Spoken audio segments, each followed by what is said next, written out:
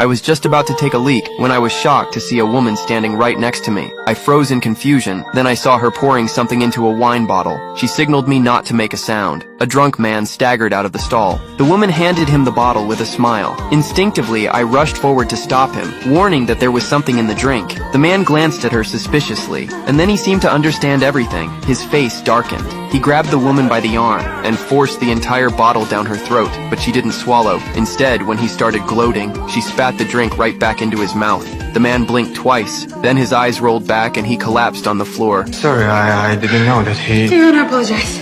You better help me to get him into stall.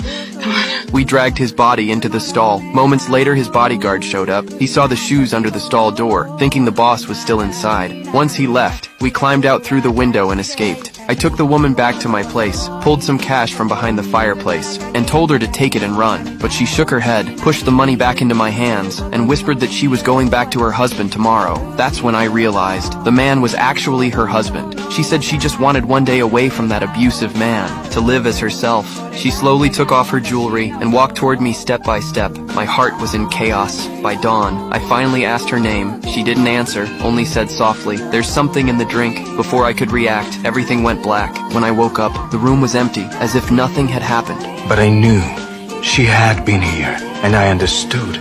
I had to get her back. A few days later, I told a friend about it, but he didn't believe me. He said no woman would drug her husband just to spend a night with a stranger. But fate is funny. I saw her again. She was with her husband at the same restaurant. Without hesitation, I walked up to her, reached out my hand and asked her to come with me. She looked at me coldly and said she didn't know me. Her husband smirked, thinking I was just another admirer. I pulled out the ring she had left behind. His face changed instantly. He knew what had happened that night, but he didn't get angry. He thought she would never leave a rich man like him. He raised his glass, taunting me to drink with him, but the woman suddenly tossed the ring into his glass. He didn't notice and swallowed it in one gulp. A second later, he started choking, while she ran straight toward me, and that's when I finally understood. She had made up her mind to leave that arrogant man and live a life that truly belonged to her.